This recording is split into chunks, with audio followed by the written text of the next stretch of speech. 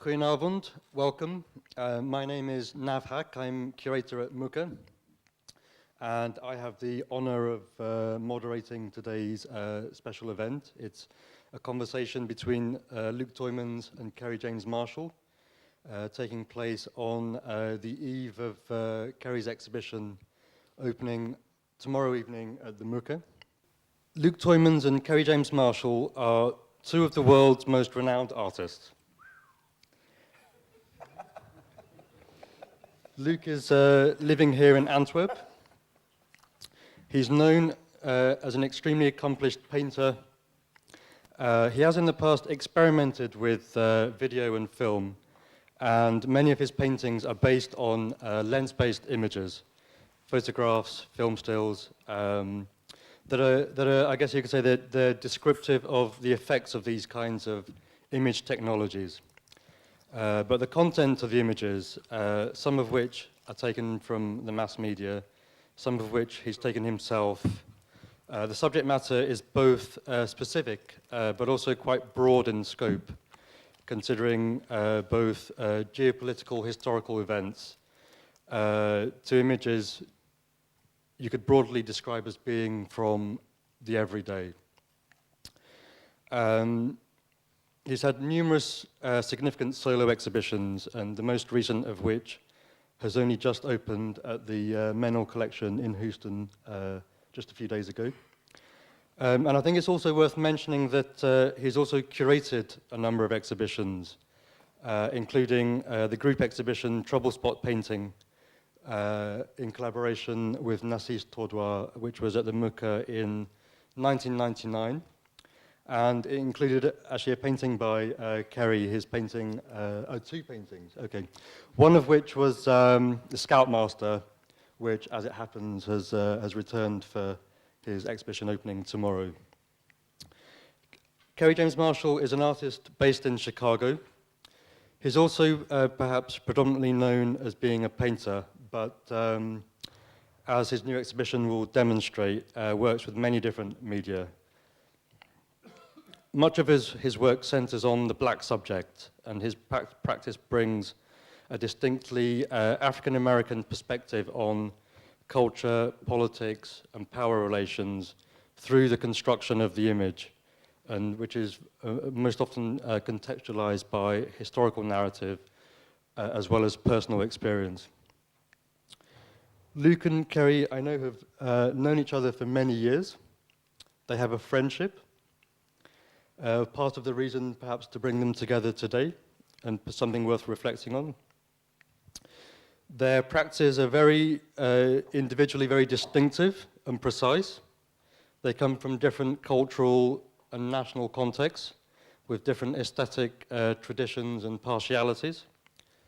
But it could also be said that they also share some interests, some of which might be sort of useful starting points for the conversation this evening. And these things might include, for example, their interest in history painting. We might also consider images, or the influx of images in the world, and the function of this regime of images, and how they could be a sort of source material for making art. And also, sort of on a sort of more political level, the social and political reflection on notions of trauma and the historical event, and also memory. But maybe before we delve into those more weighty subjects, I think it'd be quite useful to start to ask you both about how you know each other. I think people would be very interested to know how you got to know of each other, and sort of the circumstances of your first sort of meetings that you've had. Yes. This one works too. And maybe I'll start, because I think I knew of Luc before Luc knew of me. And I had a friend who introduced me to Luc after Luc had a show in Chicago at the Renaissance Society back in about what, that was 1995. So our mutual friend in common is now Luke's wife, Carla Arocha, who was in a graduate program at the University of Illinois in Chicago when I arrived there. So that's how we met. And so we struck up a friendship and used to spend a lot of time talking together about a lot of things, even outside of the context of the critiques that we used to have in the program. And she mentioned to me once that she'd met this Dutch guy. Belgian guy. And I think you did say Belgian. This Belgian guy. His name is Luc Tormans. He's got this show over at the Renaissance Society. And so I had never heard of Luke, never seen any of his work, so I figured, well, maybe let me go down and see what this is all about. And I went over to see the show and was really sort of surprised and perplexed. Just surprised because I immediately sort of felt the power of the work, the power of the imagery, even though a lot of the imagery wasn't immediately decipherable, because some of Luke's approach to the image seems less to be about clarification than it is about creating a mark on the surface that has more evocative potentials than it does descriptive. So I was interested in that and sort of went through the exhibition. And was also but was also sort of intrigued by the range of image choices, from what you could say might be something like completely insignificant, like a bug, because I think in that show there was a picture of a bug, to images that seem to really reflect on the history of conflict and World War II, because I think in that show was also that sort of gas chamber painting. And then there were a couple of other things that struck me as being sort of like naive folk paintings. There was this thing with the ducks was in the show. And so between all those things, I was a little bit confused about what this artist was trying to accomplish with those works, but intrigued enough to keep that in my memory. And when I finally met Luke, to try and become more familiar with other things he had done, I think after I saw that Renaissance Society show, I went out and bought that Faden book they did on you, just so I could get a sense of other things you had done.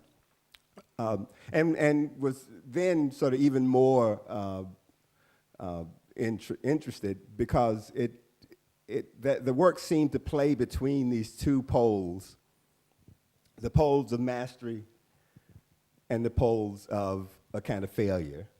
And that's always been something that's interested me in my approach to the work I do.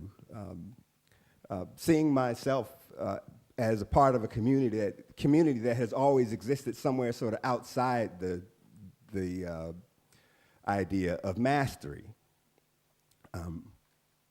where some of the more celebrated African American artists have been what people call outsider artists or naive artists or folk artists. And so there's always been this sort of tension in my own work between what to do about artists like Bill Traylor or William Edmondson, and Edmondson being essentially the first African American artist to ever have a show at the Museum of Modern Art, but Edmondson being a kind of what you would call a folk artist who did carvings of gravestones and things like that. But that had a look that was sort of like Brancusi's work, but he really wasn't thinking like Brancusi. And famously, Edmondson, when he was interviewed, made a statement that I like to repeat sometimes, because he said, "I didn't know I was no artist till them people came and told me I was." And so there's always been a kind of a tension between why somebody like William Edmondson would get an exhibition at the Museum of Modern Art when African-American artists who had gone to universities and had gone to schools and studied art, it took more decades after Edmondson to finally reach that space. And so it says something about the way in which the work of somebody like Edmondson became privileged against the kind of academic achievements of artists who had gone to school. And so this has always sort of been this space in which I've sort of wrestled with this idea of mastery and... And that's also, in a sense, a sort of formulating an excuse for it. So in a way, what shook me is when I saw the first show of you, I mean, in real, the work in the flesh, Jack Shaman, with Carla. And I was totally shocked because, I mean, all these people, like, they were not black, they were like cold black. And also even up until the lips, they were black. And you explained me once why that is. It has a specific meaning. Also the different types of black you work with. And this is a very big difference with me because I don't even use black. I sort of mix my own darkness. And in that sense, I was utterly taken by it because it was so radical in a way. And it also did not remind me of folk art at all. It reminded me, we've seen the fact that I could immediately see through the lines, the way you draw, the draftsmanship, the perfectionism in it also, and the element of detail. And also a very strong sense of being deliberate about it, which is interesting because when I did the show in the Tate Modern 2004, there was joining next to me was a show of a guy I also like a lot, which is Edward Hopper. And the woman who curated that asked me to formulate the difference between that and my art. And I said, well, listen, I think the art of Edward Hopper, and largely the art of a lot of Americans, is actually about the element of the accidental, and the Europeans are a little bit more deliberate. Now, you struck me as very deliberate. There's, for example, a very beautiful, I already saw the show very fast. I also think it's a little bit difficult to talk about something that you haven't seen, though most of you haven't seen. But I'm very glad because I wrote a text for you for the Camden show, and one of the paintings I wrote about to illustrate this element of not going away in diagonals like Edward Hopper and Ed Ruscha is this car that spins around, you know, like it's just like spinning around on this axis like that. So that makes you look completely different. Also the fact that you don't put these things on stretchers, you put them, they're like banners, they're out there. And it's also it's actually the element of, especially the Lost Boys, of which you have also a couple. We had actually one in the Trouble Spot too, I suppose, but so we had 3 Caribbean Marshall in the Trouble Spot. All those things struck me as extremely specific. And that's what I find actually quite interesting, because I hadn't seen that before. I mean, I had seen, of course, the element of outsider art, but I hadn't seen that. And of course, there's David Hammonds, which I, of course, knew of, and other people, Stan Douglas that I know, and so on and so on. But this was painting, so that for me was quite important. I'm also really glad that, although the show has this title, Painting and Other Stuff, which I find a little bit condescending, to be honest, that there are enough paintings in the show also. I want to stress that.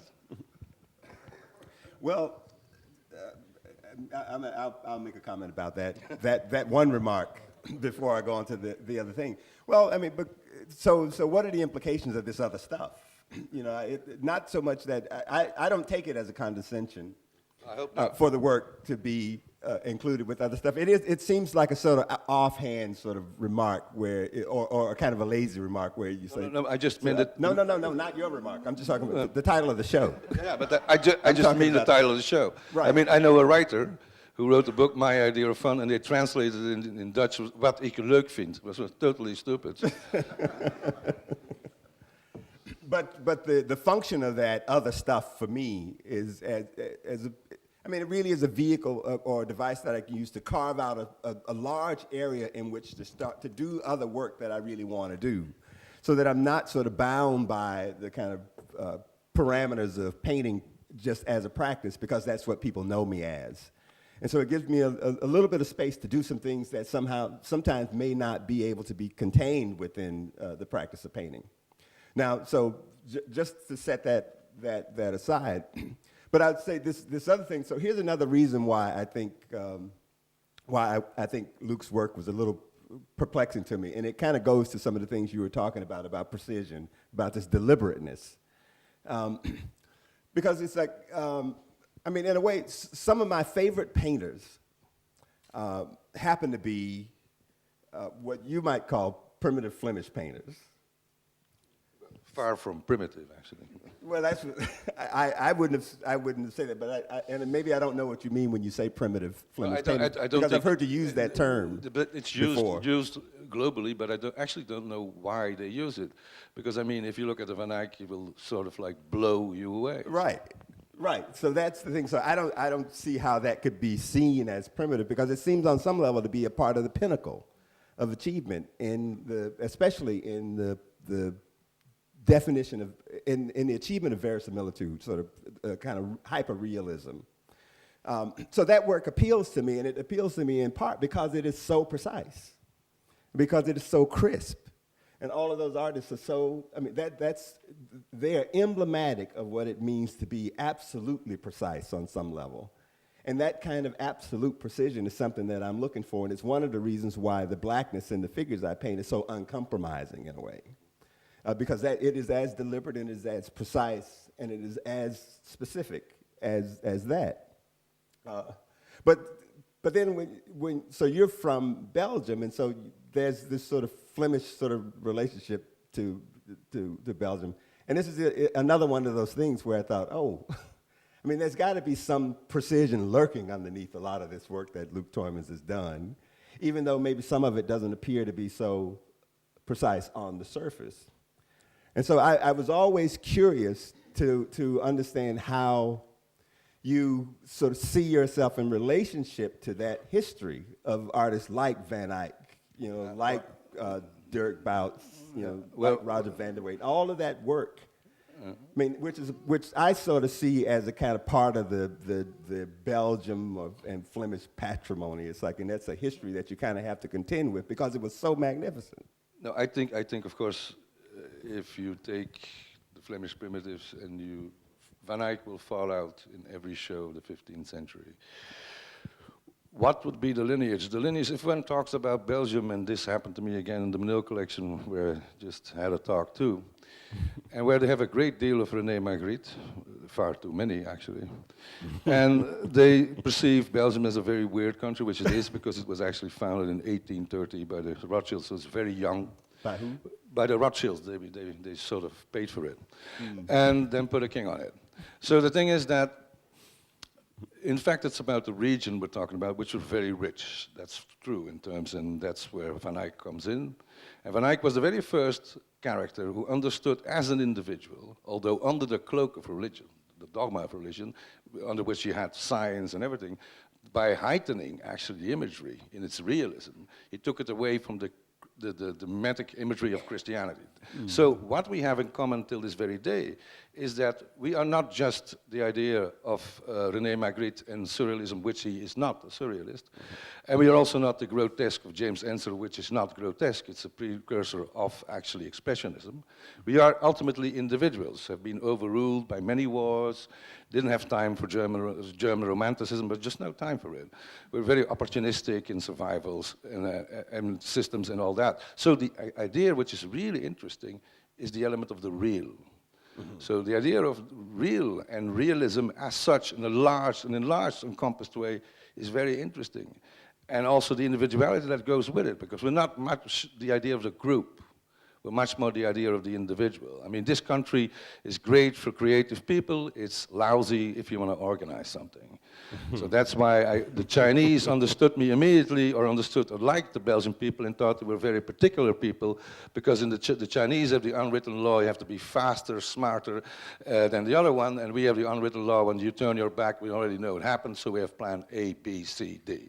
So this is the lineage I could actually come up with directly. Visual, there is nothing to come up with. I mean, from the start, you are traumatized. Because this guy painted, my favorite painting is the Arnold Venus, which unluckily we don't have. It's the National Gallery in London. And Probably Velázquez must have seen that painting with the convex mirror. But the painting also says Jan van Eyck, it is written underneath this convex mirror, was here. Next to it is the painting of his wife, and I said, I finished her off then and then. So it is like quite unforgiven. So there is no two ways about it. If you would blow up a face of a Van Eyck the size of a house, it would still be there. And that's a fascinating thing, and I think that is something that you can't fight, and I also would not advise to do that. I mean, because you're going to lose it. I agree. I agree. But this is where, in a sense, where there's a difference in my approach, because it's like even as my images are so direct and so precise, they're not realist. And so I'm a stylist in a way. Mm-hmm. So even with the precision that I think I bring to the work that I do, I'm not painting realism per se, because they're not portraits of individual people that I've just simply made darker. Mm-hmm. So I'm free on some level to kind of construct a kind of perfection in those figures, which I am looking for. Actually, I am actually seeking a kind of perfection in those figures, even though they are not real, but I need to make them seem to be or appear to be real. And real in a sense, I mean, it's if we think about what it is to be real, or what reality is, and I think I was, I had been taken by a definition of the real from, I think it was a Roland Barthes sort of definition of the real. The real is the thing that is not symbolized, that is simply present as a phenomena. Yeah, but I also think that reality is can be stretchable in a way, in a sense. I mean, I never believed in the French, like, imagination should come to power, because that's bloody awful. In terms that imagination is subordinated underneath the idea of the real. And I also think, and you do that, I do that, we don't really derive art from art. It is driven from things that surround us, things that we see. And you can say it's a style, but it's brought together in this framework that creates a symbolic capital, actually, basically, especially in your work, I think. And of course, there are influences. You could say there is an influence that, you could say Piera della Francesca, for example. I still remember coming to Chicago, and Frank and I were in the cab, and we asked for the Renaissance Society. There was a hotel called the Renaissance Hotel. Mm-hmm. And the cab driver didn't understand it because he spoke it differently. He said, "Oh, the Renaissance Hotel." So then finally we got there.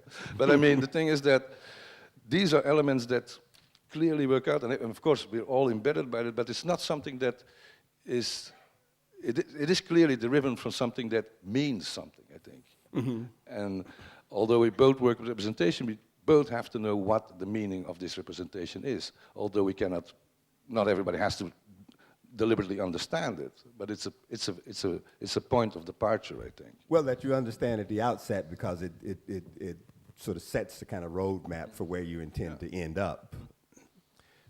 But then another aspect of what I do, as opposed to I think what you do, is that almost none of my images at this point in my process are derived from other images. So there's no corresponding image that has a pre-existence before these paintings arrive on the scene. And so because in part I'm also interested in this sort of idea of invention, as a set of possibilities. But I'm curious too. How was there ever a point in your? I think I asked you this the other night, when you didn't use a photograph or a pre-existing image or a film still or a television image or something like that as a generator for pictures. Yeah, there was. And actually there was a large group of, like, I think 40 portraits, which was imaginary portraits, which you could see. I even painted actually on pieces of paper, which were the faces, and then glue them into the painted surface or on the canvas with paint. Mm-hmm. And some of them, I think one actually remained. I all destroyed them. Why? Because it became a little bit too suffocating, existential, tormented, and it didn't give me the right disconnected distance towards the imagery, which I think I need in order to make something. So that the photograph provides the kind of distance that you think disconnects you from the... It was actually first the element to work with film, which was a similar element as painting in the sense I would always be a very bad photographer because I would be too late. I would not be in the moment. But a film camera, even a Super 8 camera, you can actually edit in the lens, and you actually do twice the same thing as painting. You approach the imagery, which is, you can overpaint when you're painting, so you can alter. And this is what changed, of course, or informed my language later on back to painting. And that's why, of course, I have cropped imagery, which is directly derived therefrom. And also looking at the size of elements, which is quite interesting. And then making things very singular by putting them into the focus or out of the focus. Mm-hmm.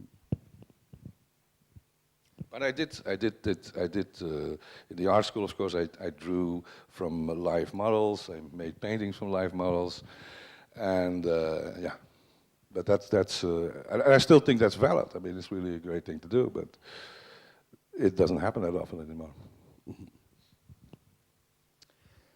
I think it's probably very briefly worth mentioning what this image is up here that's projected, which is from... Yeah, this is an image of one of the spaces in the trouble spot, where the then father, then mother, and you have like further on, which you, unluckily not on the slide, you have the resonance of Yves Klein. Mm-hmm. And then you have the Ugo Rondinonis, who are the circle paintings. And for me, it was especially a kick to have these paintings from Carey together with this element of resonance, which is the element of sublime, which is the most mythological material, the softest metal, has all the connotations you can think of, religion and so on and so on and so on. Also because the halos behind the figures of the Scout and the Denmark is quite interesting because it emphasizes the element of something that is sacred in a sense, mm-hmm. but out of the sacred on the other hand. And that was also the case with the Lost Boys, I think, when they are isolated and portrayed in front of walls of graffiti and all those things. They are displaced, but also unattainable. And I think that's something we should say. That's also an element of dignity that I saw in the portrayal of black people. The terms that, but there is also an enormous detachment, an enormous fact that you cannot attain that. And that was fascinating. And so therefore this Klein has that in another way. I mean, the material sort of reflects it. And to have those things in this show, which was a show about the problematization of painting, not only about two-dimensional, it also went into like installation art and so on and so on. But this was specifically for me a very big kick that when the guys came from the Stedelijk and unpacked it, and then had to see it in this one space. I think it was interesting earlier when you were sort of discussing numerous historical painters from Flemish primitives. And both of you, I know, have been attributed as being yourselves history painters. And I'm kind of curious to know, from your own perspective, to what extent do you think your own work is history painting? Well, I first of all don't think I am a history painter. I don't think there's such a thing as a history painter still exists as a category. But of course, when I did this show, One Kitoko, there was a little political emphasis towards it. I also think it's a bad thing to load up an artwork with a political stance from the beginning. I mean, that's you make propaganda. But it means that an artwork can have a political position itself politically at a certain given moment in time. That's something else as history painting, I suppose. And well, what your take is on it. Yeah, but I did identify myself as a history painter, but primarily, but not because I was thinking of painting and history painting in a kind of journalistic sense, where you would construct pictures that were around very particular specific narratives of history that you wanted to illustrate in a way. But in almost, I guess, the sense that you were just describing, history painting is where the work aligns itself with a certain kind of political philosophy, a certain kind of political ideology, and then you construct a picture in which considerations of that political ideology are things that are likely to come up in conversation about or meditation on that picture. Although none of them ever coalesce into a really specific sort of programmatic presentation.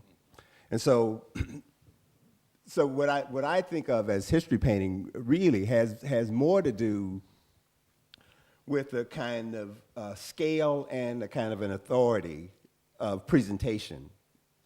So that most of the foundation of Western painting, as we know it, seems to be built around these large-scale narrative pictures that first came out of the church and then started to attach themselves to the glorification of one military achievement or accomplishment after another, or the exploits of some particularly wealthy individual or another. Those are all history paintings. And they exist in the major institutions now really as the point around which everything else that's in those museums has to revolve. They exist at a scale and with a kind of technical virtuosity that really definitely calls attention to themselves and claims a lot of attention from an audience that comes to the place and claims a lot of respect on top of it. So when I started making pictures, one of the things I noticed when I went to the museum is that I never saw pictures like that on that scale with that same kind of authority that contained or represented black figures. And so if my aspiration was in part to kind of at least address some of the or meet some of the challenges that I think those pictures present, I would have to do it at the same scale and with the same kind of authority that those paintings did. And to do it at that scale and with that authority, to me, that constitutes a kind of history painting, no matter what the subject of the picture really is. And so when I did pictures, the pictures, there's a painting in the show called Souvenir. That's a history painting to me because if you look at what that series of works was, which is not, the series isn't complete here, so you can't really get a sense of what the scope was. But that whole series of paintings was a kind of requiem for a decade or for a period in time, for the 1960s. And so there are individuals who are represented in those pictures whose lives and their death really spanned the 1960s, from 1959 all the way to 1970. So to me, that constitutes a historical meditation of a sort, or historical representation. The fact that those figures are in that picture, not that they're doing anything in particular, but the fact that they are just there. And then that the picture operates at the scale that it does, which is comparable in a lot of ways to pictures that you might see when you go to the museum. I mean, it's on the same scale as say, a Rubens painting that you might see in the Fine Arts Museum. It's got a lot of figures in it, like a Rubens painting, except they don't look like the same kinds of figures that a Rubens painting has. Yeah, so those things constitute history painting to me. Rubens was probably the first Cecil B. DeMille. So he made the largest paintings ever, and at the right time when the churches, with the Counter-Reformation, with everything was smashed up. So he came at the right moment. These were paintings clearly not made, they were made for the public, they were not made for a home. They're also made out of the idea of the concentric vision and the animated imagery with no psychology. I mean, with what? With no psychology. No, there was no psychology. That came later with Van Dyck and so on. But what I understand clearly the aim and the mission you set out for yourself. But with history painting, I also come to the idea of the diabolical elements, like the painting we own in Brussels by David of the death of Marat, which is falsifying, actually, the idea of history. And this is probably the most crude form of an artwork, a masterpiece that comes so close to burning itself. And is actually, and then later on he was jailed after Robespierre, and then again he goes back to power, which was Napoleon. Mm-hmm. So this is the history of painting I'm sort of referring to, which is quite perverted in its outcome, its output. And the other one I can think of is the Uccello painting, which is the war painting by Uccello, San Ramo. which is actually also in the National Gallery in London, which was actually during the Second World War taken as the format at which the Ministry of Defense set out like artists that would portray the war. That was the size they were given to work on, which was the wrong size because actually it was stolen from a guy who owned it and by another person who was a trader, and he cut off the arched above because it didn't fit in his house. So there's a very relative element to that, I think. So in that sense, that was sort of my point and my take on it. And of course, we cannot deny the fact that the May painting of Goya is immensely important when it comes to making a political stance in art, all the way up to Manet's execution of Maximilian. So these are all things that sort of regenerate elements. Right. But these are all things that I tend to avoid. The kind of drama that's articulated in the Goya painting or in the Manet, Maximilian. In my paintings, even though I think of them as history paintings, there's never any action. There's only the remembrance of activities that had transpired before. Yeah, but that's also a big difference. I mean, that's a big difference. But this is the only way I saw myself able to approach the idea of history painting. Yeah. Especially given the moment in which I arrived at the conclusion that that's what I was going to do.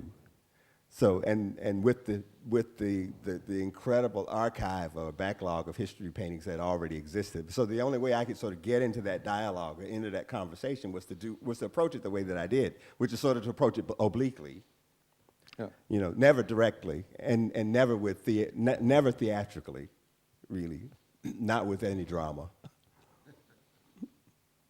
Yeah, but that's also exactly what I like about it. The fact that it is not going it's not going into an exaggeration. Not that I think that Goya and Manet did that too. Goya did it to save his ass, basically, to paint those two paintings. It happened to be really important. I mean, and they were also extremely violent to a point. So that's also quite interesting. But I think, yeah, it's the format you take on is the size of one which also forces the spectator to deal with it, I think. That is an important element. And you deal it with non-partitionate because you first look at it as a whole. There is a wholeness to your work, which I don't have, basically. And that's also a difference we have. You don't have a wholeness. In what way are you meaning that? Well, I mean, a lot of my imagery is clearly, how do you call it? Some of the details become the whole, basically. So it's like there's some of the elements are discarded or taken away or cut into the image. But that's a kind of information that's sort of only available as a kind of secondary kind of consideration of the painting. It's information that's almost never available at the moment when you encounter the painting. No. So it has a kind of a wholeness and a kind of completeness yeah, about sure. the object does.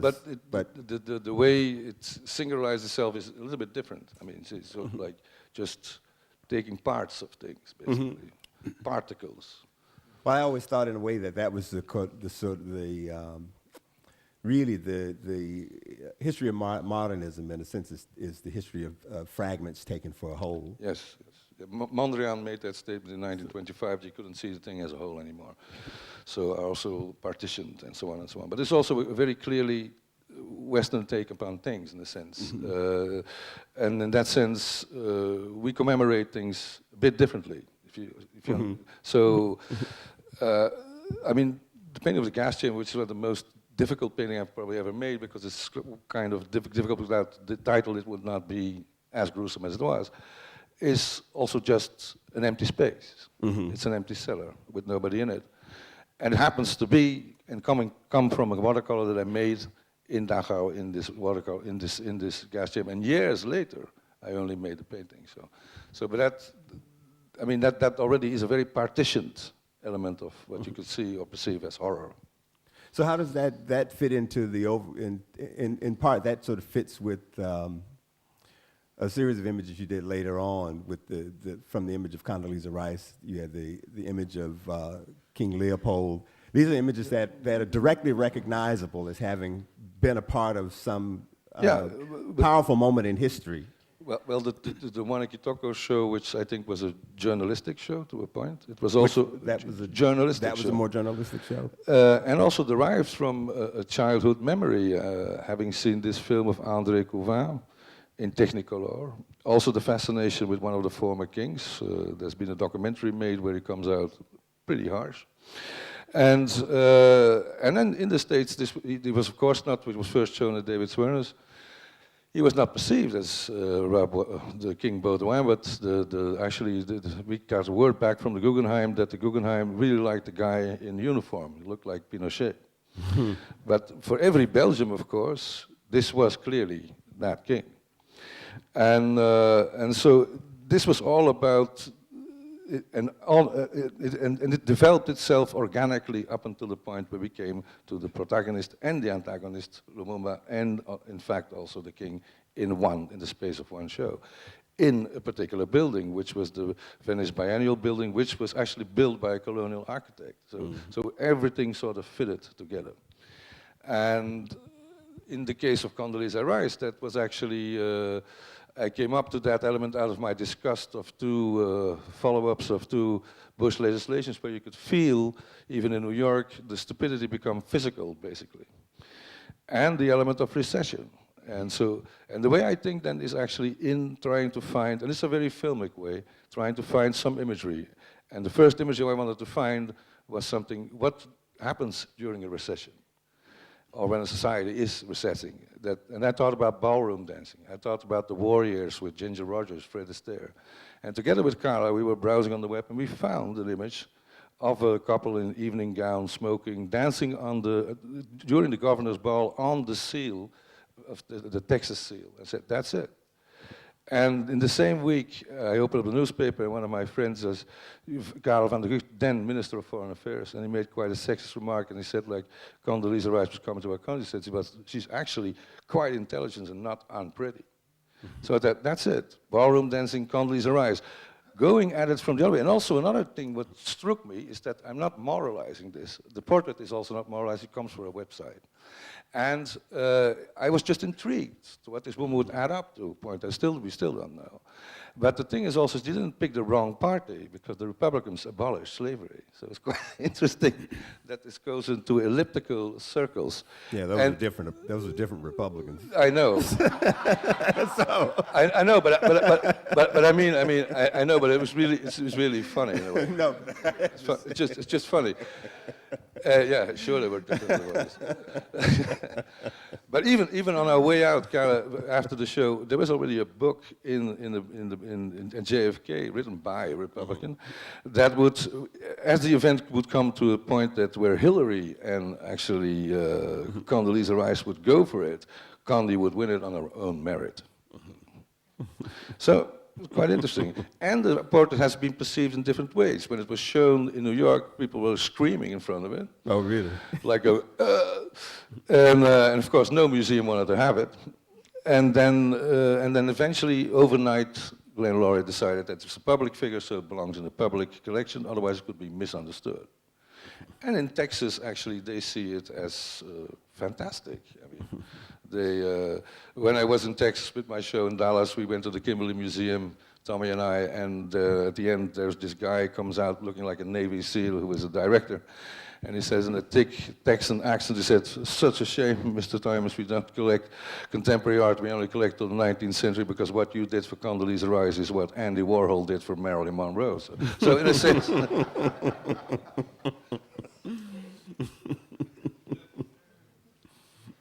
I guess it's interesting that people sort of read them as figurative paintings, and I think it was quite interesting seeing recently. We had a display in a previous collection show of some of your Polaroids, and sort of just interesting to see there are lots of sort of images, you know, and then there are sets where you take an image of the same thing, but from slightly different perspectives, and somehow you sort of make a decision to settle on one that might become at least one painting. And so there's always deliberately sort of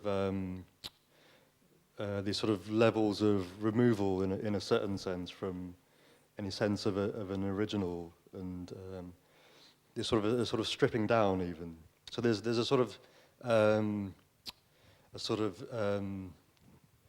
tension somehow between sort of whether it's sort of realism or something else.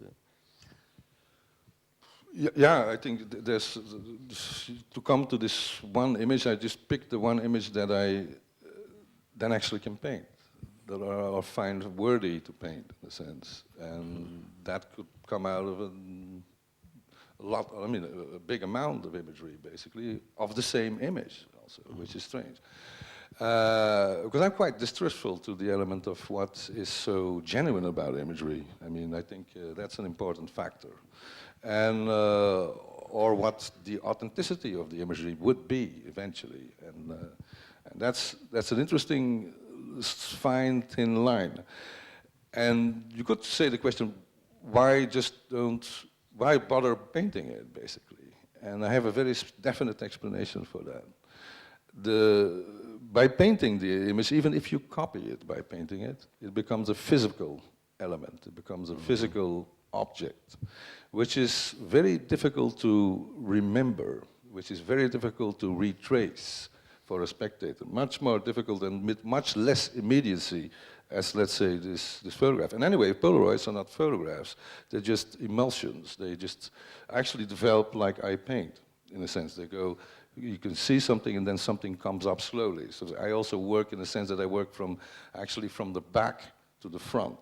And the highest contrast is only delivered at the end of the ride, basically. So that's exactly what that medium does. So that was really fit to use it in a way. And it changed, actually, also the way the painting looked, in colors, in every sense. Now, the toolbox has enlarged itself by taking things from websites or using my iPhone or whatever. So I also don't see this element as a fight against new media, because that's also something you will lose. And there's no need for it. I mean, you can incorporate it. But it's important, it pins back to a different stance in time and to a different element of timing and precision at looking at an image, which is sort of like paused, in a sense, within the paint. And that's what interests me. It's totally inert, immobilized, and in the best case, it is subjective. It should not remember you of any sound or music, or let alone sound of music. So that is a deliberate choice. I've just been given the signal by one of my colleagues, so it might be a moment to... I want to say one thing. I wrote a text about Kerry James for his Camden catalog, and there's a book out now on and by Luc Tuymans, which is text that I wrote, and that text is in it. And the book is probably will be available in the shop, and you should either copy the text of Kerry James Marshall, then you don't have to buy the book, but you should read the text, because that would be, since we have so little time, and since Kerry James' work is so complex, it would be nice to do that, to get even a different idea about the whole thing, I think. Yeah. Well, let me make just one comment that kind of responds to something that Luc was just talking about in terms of his process of making those paintings. And starting from the back to the front, working to the front, where the highest contrast is sort of applied at the end. And so this is one of the things that I think, for me at least, makes the production of the paintings I do the most difficult. Because I have to begin with, because there is no highest contrast, in a way, in the work, and that I'm beginning with an image that is fundamentally black conceptually. And then the notion of how to create mass and definition in an object that is fundamentally black without adding light that somehow destroys the consistency of the blackness of the figure, which is a very difficult thing to do for me. And so the struggle that I have is always to begin with a black thing and to constantly keep asking myself a question about how that blackness is sort of given sort of physical kind of mass, especially when I'm not applying texture to the picture because of the kind of material I'm working with, and because of the kind of resonance I'm trying to create in the picture. And so there's this problem that I have to figure out how to solve, which is that if you have a black object, and a shadow is cast on that black object, does that black object get blacker? And so so then if a thing is fundamentally black and it can't get any blacker than that, then how do you bring definition and mass and planes and surface out of that kind of thing? So this is always the thing that I'm working with. So it's almost completely opposite to the challenges you have to face when you're working on a painting. Okay, I think we have a tiny bit of time left for any questions that anybody might have. Yeah. Oh, yeah. He's got a mic. I have a question for you. It's somehow there is this motivation of what you call an answer to history painting to bring this same size of paintings in the museums with black people. But there is also kind of like a very interesting, and then it comes back to painting again, cannibalist motivation in there, because we don't only see figurative kind of interiors with people or exteriors with people. We see blots that come out of lyrical abstraction. We see hard edge abstraction as halos behind heads of people. So there is this kind of like a almost, I wouldn't say mean, revisiting of American painting that goes also as a subtext through a lot of your work. Is that very deliberate, or how does that take shape? Well, it is really deliberate. I mean, partly because I accept the kind of history of representation as a given, and I have to acknowledge the fact that a good many of the choices, if not all the choices that one can make in terms of constructing an image, have already been sort of codified and articulated, by the generations of artists who were making paintings before I started making paintings. And so what I'm left with on some level is a kind of catalog of effects and treatments that I can choose from according to what I think is most useful and most necessary for the kind of image I want to make. And so rather than just being a kind of hard-edged kind of emblem behind those figures, I mean, that's sort of a pop emblem too. So, and then when I look at the history of abstract expressionist painting or color field painting, yes, it's like all of those marks that sort of signify the kind of immediacy and the gesture and all of that stuff, and the kind of casualness of the smear and things like that. All of those things become a part of the vocabulary of modernist painting that I can pick. It's almost like catalog shopping. And so, well, what can I put with this to make it do this, and what can I put with that to make it do that? And so that's how I think when I'm thinking about the construction of the picture overall. I'm thinking about that. But they also, on some level, they really are also on another level a way of demonstrating a certain kind of an awareness, a certain kind of awareness of the historical canon and historical possibilities. So it is. You could say it's a kind of cannibalization, on the one hand, but I tend to think of it more as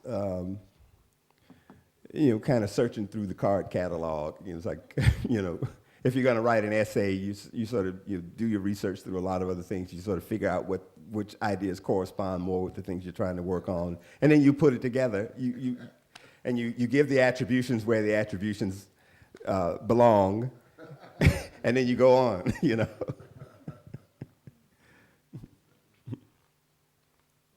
any other questions at all? There's all those people out there.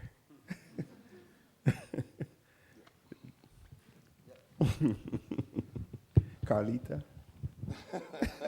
But But the blots are becoming less. I mean, the pictures are becoming clearer and purer over time. So the blots and the quotations seem to be belonging to an earlier phase of your work, and you know, the work has become kind of more transparent almost in more recent years. The figures also have become much more architectonic in their rendering. So maybe a short comment.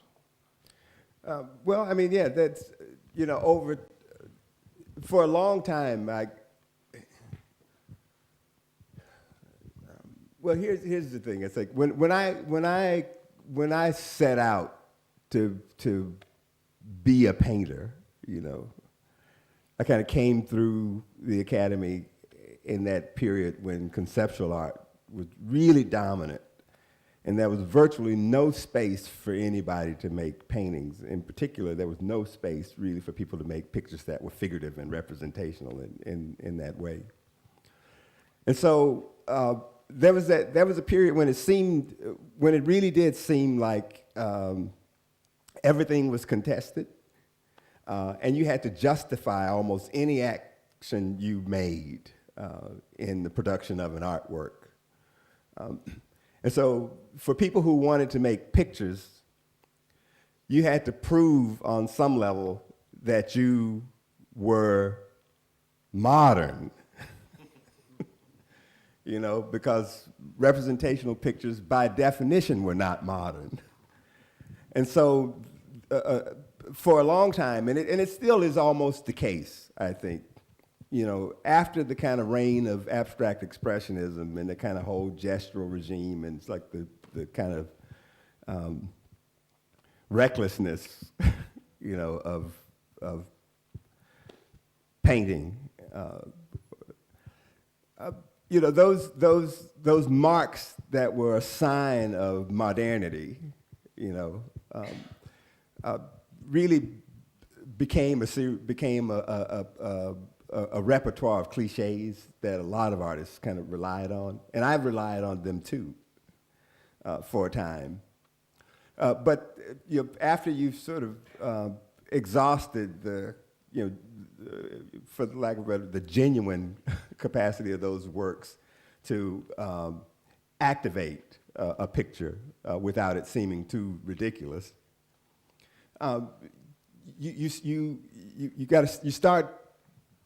I stopped relying on what seemed like a cliche or seemed like a lot of gimmicks to make the pictures work.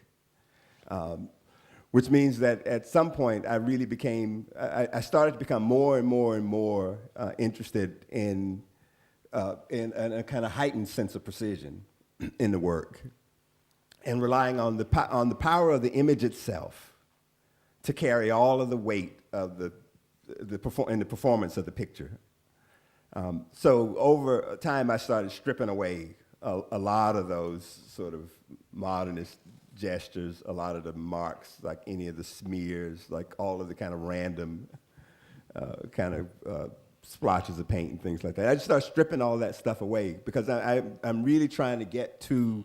I'm going back. You could argue I'm going backwards in a way to go forward, but I'm going backwards in a way so that I'm trying to still get to the same kind of precision, the kind of absolute realism that Van Eyck sort of represents. I'm trying to get there because to me that seems like a worthwhile place to be.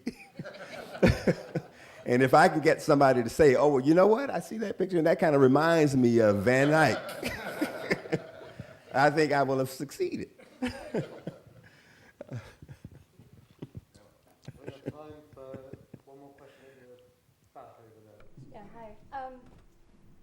So I love the title of the exhibition, and I'm wondering if you could talk a little bit about the stuff in addition to the painting, and how the larger project that you've laid out works in some of the other sides of your practice that move out into, you know, 3 dimensions and photography and printmaking, where the work isn't in such tight dialogue with a specific history of painting.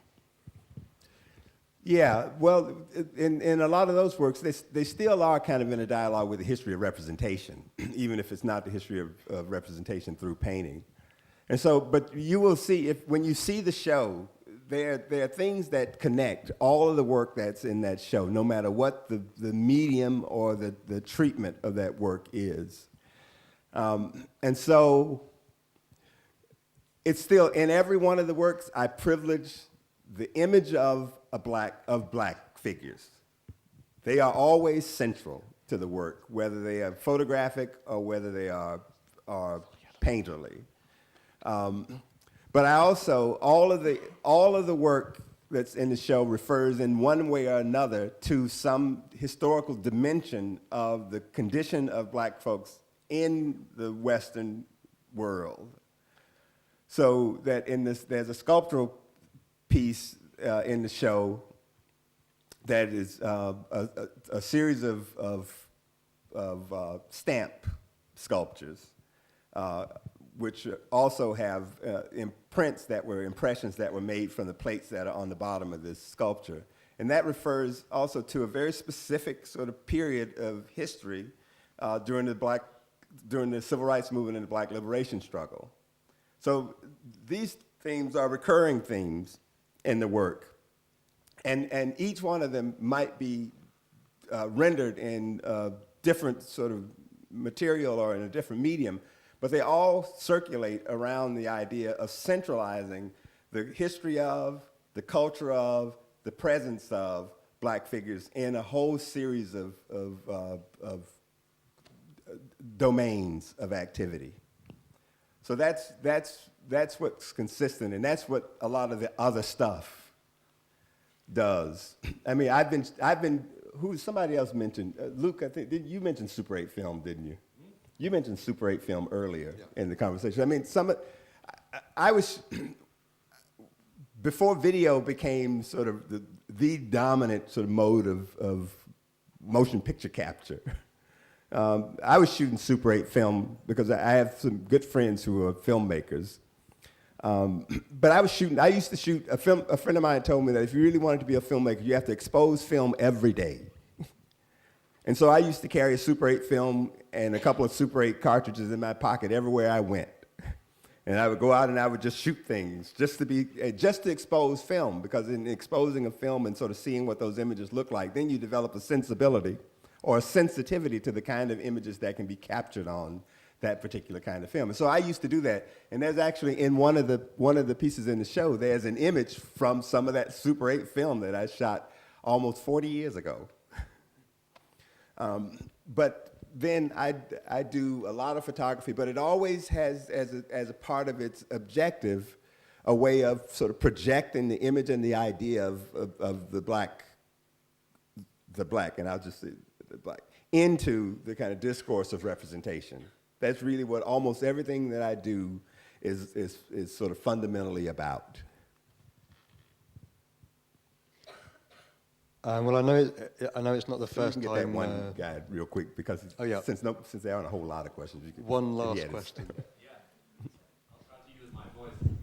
When we or you are talking about art history, we're actually talking about art history, or global art history, from a small part of the world, which is Europe or US based, the West. How come that, for example, contemporary art from the African continent is almost completely ignored or underrepresented in musea, exhibitions worldwide, even in musea that claim to be international and definitely won't be global?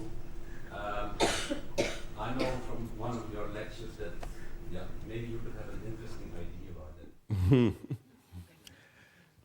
Well, I do. Keep it brief.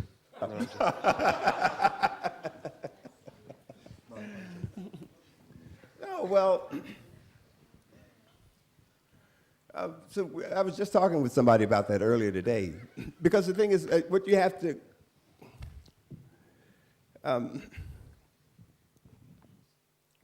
the narrative of art history, as it's currently constructed, is fairly insistent on itself as a fairly closed philosophy about what matters in the art world. That's still that's still the condition of art history as we know it. And so when and in a way that art history, I think in some ways, as I was explaining to somebody earlier, is an index of power. And so all of the other people, it's not like people don't know that other people make things. But I think we really do have to recognize in the world that except that there's some sort of structure erected around the making of things that other people do, there's almost no reason why people who are in one domain as opposed to another domain are required to pay attention to the things that are going on elsewhere. I mean, that really is just the case. So what compels us to engage with the work of others? In most cases, the idea of being progressive and bringing people into our circle of consideration, and this is something I think Okwe wrote an essay once called, in a book called Between Worlds, and he made this a statement that keeps going through my mind. It was like decades after I read it, and he says, well, that if one were to consider the Western critical establishment, you know, it's like with all of its claims, as you say, of being inclusive and interested in internationalism and all those things, that you could come to the conclusion that there were no African artists of consequence that fell under their sphere of consideration at all. Well, and that's true. So we have to sort of ask the question, well, what compels people to engage with the work that other people are doing? And I say that in reference to myself as well. What compels people to be engaged with the work that I am making when it's inconsistent with the kinds of, with their self-perception and the kinds of things their sensibility seems to be organized around as a regime of interest? So what compels that to be the case? And especially what compels that to be the case when from outside the Western historical canon, what kinds of ideas are being asserted by the people who are making things outside of the Western historical canon? What kinds of ideas are being asserted by them that come up against the Western notions of what's relevant in the art world and cause us to have to reconsider because of their proximity to it's like the challenge that those ideas bring. I mean, do they really bring a challenge, or are they really bringing a demand just to simply be let in, or simply to be added to? I mean, those are things that I think have to really be dealt with, because there's like the Western canon is it goes on quite well without any interference whatsoever from anybody outside, and it can continue to do so unless it's somehow required to do otherwise.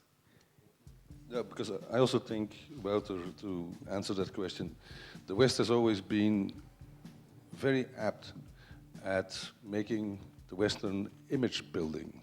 It's a concept that probably didn't exist in Africa to begin with. It's a concept that came out of the projection of sheer power and also the power of domination. We have, as a small group of people, been able to dominate for centuries through the fact the last 500 years. Yes, right, but we had to move also because we had a little place. So in that sense, we moved with speed, technology, aggressive technology, and also aggressive imagery, basically, with the hands and the helps of religion and whatever you can take of.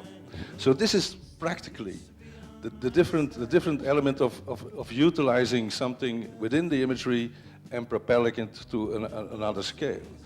And the Western image building is actually at the rock bottom of that. And if you think about African art, lots of African art is made out of a group of people that have a conversation about the piece of wood, have a conversation about how the image comes around. Whereas most of the art that's created here is created in isolation, which is actually a privilege in a sense, in our sense. So there are definite elements. And if this wants to change, if this has to change, it has to change. Because I remember on one of the trips to Dakar, there was this young guy who sold these sort of tables and chairs we bought made out of these tomato cans which were misprint. And he covered these tables and the table and the chair with it.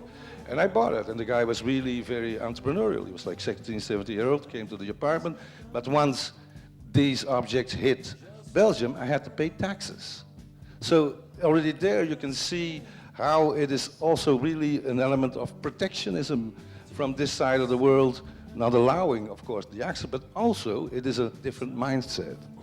And that is a definite. So actually, maybe the Africans should get a little bit more aggressive when it comes to that.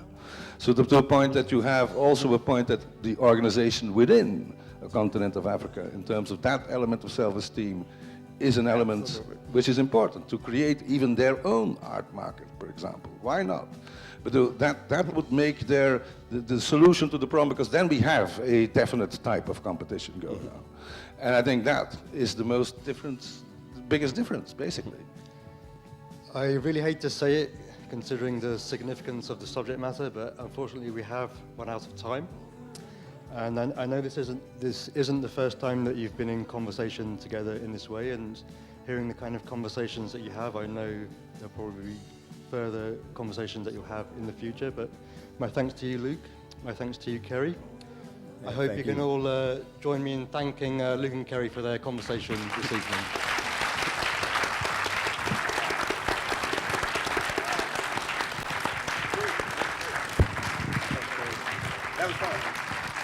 Yeah, it took us 10 years to get you here, so welcome.